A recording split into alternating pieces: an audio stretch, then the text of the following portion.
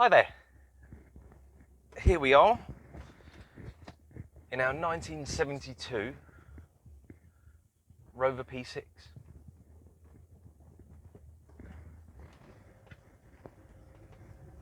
So my name's Bradley from First Page Autos, and this is our latest classic buy. It's a Series 2 Rover 2000 SC in Mexico brown and automatic. Now, whilst a lot of the classic community would go, oh, well, why would you want that one? It's the slowest one. It's not really the point of the P6. The P6, even in V8 form, is very much a leisurely, slow, comfortable cruiser. And I think that the 2-litre 4-cylinder 95 horsepower engine in this single carburetted is plenty. I mean, it gets you up to speed with all the other traffic, and it's refined, it's comfortable, and even though it doesn't have luxuries like power steering like the bigger ones sometimes did, the steering's not heavy at all. Apart from when you're parking, then it is incredibly heavy because it's a 2-ton car that you're trying to move the wheels on the ground without any assistance. So yeah, there are exceptions. Now, looking at the styling on the outside, this is a 1972 one, as I said, so it's a Series 2. So the Series 2 got upgraded grills and headlight surrounds, and they moved the badge up onto the bonnet. And these Series 2s from 1972 all came with what everyone thinks is the V8 bonnet. So it's got two bulges in there, which makes promises that this car really can't live up to. But again, I still love it nonetheless. So talking about that engine, it is, as I said, a 95 horsepower 4-cylinder 2-litre, which doesn't sound like a hell of a lot in a car that weighs almost 2 tons. But in comparison to other cars of the era, we've had a 1976 MGB in, and whilst that was quicker, it wasn't, loads quicker or any more refined at sort of 60 miles an hour or anything like that. This, if anything, is a much more comfortable cruiser to be going at nearly motorway speeds. I don't think that 70 miles an hour for a long period of time in this would be overly kind on the engine, but it can do it. It can do it quite easily as well. Now, whilst this is in Mexico brown, and I've heard it lovingly called chocolate brown and another kind of brown, which I won't say, it's very 1970s in sort of style and character. It really gets people looking, going sort of, oh, my dad had one of those. Because these were real, cheap beaters when they got to about 10, 15 years old. So a lot of people would have had families that have had them, or, relatives that have had them. Or people may have gone banger racing, which I've come across a few of those recently, where they took them banger racing after they become mega cheap. Now, of course, being a classic car, it all comes round in cycles. Even though this is, a bottom of the range, single carburetted, automatic, it now is completely dependent on the condition and just the general driving feel of the car. It doesn't matter if a car's done 100,000 miles, even though this one's only done 40,000, and that can be verified by plenty of MOTs and previous services and things like that. But with a car like this, it all depends on how it's been looked after. And that, for this car, is a massive selling point. So, unfortunately, we came across it in the way of an estate auction from the previous owner. So he had unfortunately passed away and his car was being sold. So it had been sat for 10 years in dry storage, which you can tell that it's really been looked after if you look underneath the car, because there is not a spot of rust. And he had done minor recommissioning sort of work before it had gone away into storage. So he'd replaced the front brake calipers. Now, when it came out of storage, they put a new dash switch in, which isn't 100% working correctly, but that will be resolved. The fuel pump was replaced along with fuel lines as well. So that was always a good starting point, but admittedly, it still needed a lot more work from there on, which is what we've carried out. So yeah, the recommissioning work that we've carried out on this car is a new radiator, a new rocker cover gasket, upgraded to a rubber one, just so that they don't deteriorate like the old cork ones did. We have replaced the rear brake calipers and rear brake discs and pads, of course, just to ensure that it's a completely safe and usable car. It's had a full check over, so all of the inner seals, inner wheel arches, all been checked over just in case there's any sort of rot hiding, and there is none, I'm glad to say. And on top of that, we've done coolant hoses, all round, because they were starting to perish. There was a new heater elbow section, which was again a rubber bit that had started to perish. There were transmission cooling lines that we had to replace just because they had started to rub through on one of the metal parts of the sections. So they've been replaced and refitted correctly so that doesn't happen again. And I'm pleased to say that, yeah, the transmission is as sweet as it ever would be. It's incredibly smooth, and the uptake of it is very good. It has a really good kick down, which I won't demonstrate right now, but it has got a really good kick down. Just trying out the steering. Even though there's a lot of turns lock to lock, and they have to do that because there is no power steering, it's actually very, very direct. It's easy to place it on these twisty roads. I'm behind a modern car at the moment and keeping up with no problem at all. I mean, they're not, going at Mach 1, but it's not bad for what it is. This is incredibly over-engineered. It's got discs all round, which are incredibly good, and they do stop the car incredibly well. You've got brake pad wear sensors all around the car as well, so it's incredibly modern in that sense. I would never have expected a 1970s car of any sort, even if it was an Audi or probably not an Audi of the 70s, if you know what I mean.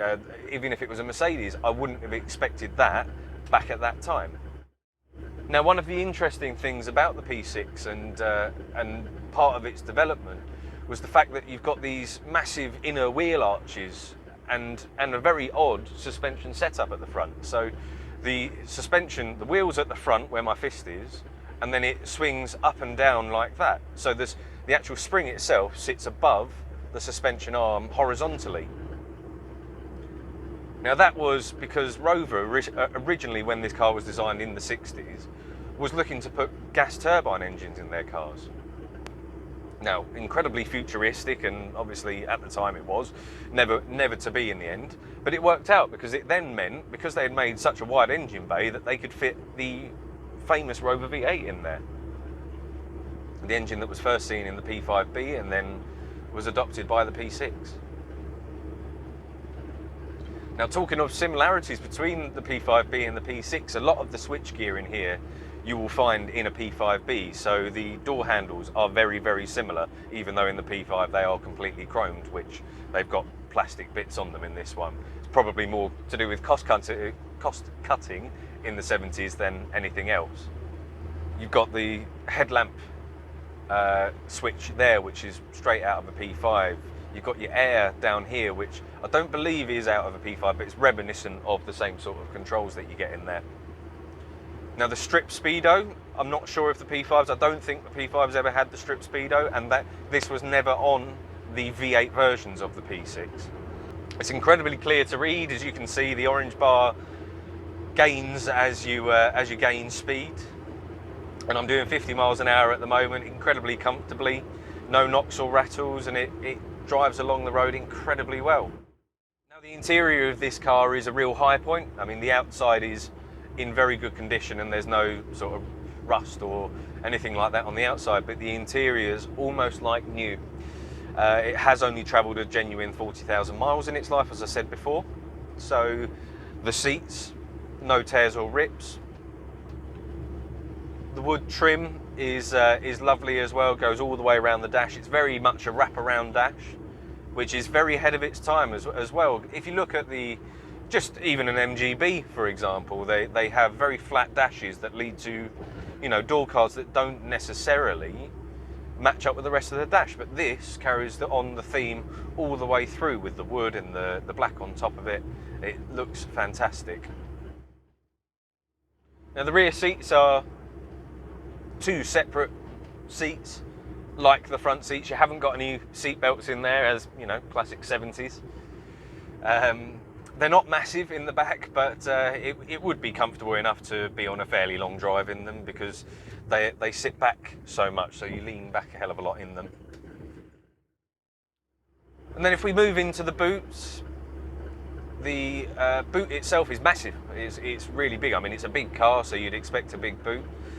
But a lot of the space is actually taken up with the spare wheel. So the spare wheel in this one is situated to the left and upright in the boot. You can also situate them by option from the Rover factory, either on top of the boot lid, which a lot of P6 V8s seem to do, or laying flat in the boot floor. But then obviously that takes up a hell of a lot of luggage space and limits what you can put in there. They do corner incredibly well, actually. There we go, kick down to second, 30, 35, 40. It's not a race car by any means, but it's a cool, comfortable classic. Now, staying on the interior of this car, the switches, as I said, a lot of them are pulled out of the P5, but it just sort of shows the era that this car was from. You've got a cigar lighter, not a cigarette lighter, a cigar lighter. I don't know why I enjoy that so much, but it is fantastic. You've got your wiper controls just down here on the left-hand side of the steering wheel, so not on a stalk.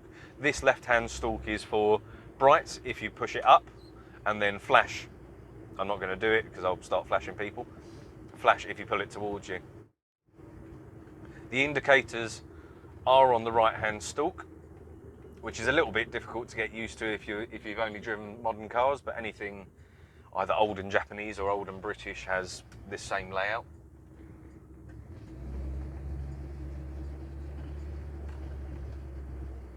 And there's a few other things in here that would, you know, maybe surprise you. It's you've got these fresh air vents right in front of your face, so in the front of the driver and the passenger, and you have got your air fan controls down here as well. That actually keeps you incredibly cool. You've got your opening quarter lights in the front just here via this knob. I won't do that just so that it's not too noisy. You've got the dual glove boxes in this, so you've got one on the passenger side, and then you have also got one on the driver's side as well. So that's a bit of an oddity, but it gives you a lot more storage space, considering that, you know, in the rear seats of this car there pretty much is nothing. But the general driving experience of this is wonderful. It's like absolutely nothing on the road today. There are big luxury saloons, but there are no purely luxury saloons. Everything's got to have a little bit of sport, you know, a little bit of substance about it as well. This is purely a comfortable, relaxed cruiser, because you can't go very fast. The suspension's incredibly soft, but does hold the road incredibly well. And it's just wafty. Now, along with all of this, you do also get a hell of a lot of paperwork and bump with the car. So the previous owner, and I'm guessing the first owner of the car, because this has only got 2 owners from new, kept all of the original Rover price books and the original brochures, all of the original books that came with the car as well. They're all with it, which I'll show in that overlay. So that's it. That's our drive and review of the Rover P6. It's currently for sale with us in Malden. If you would like any more information, our website is www.firstpageautos.co.uk, and if there's any other questions on this car or any of our stock, please feel free to get in contact.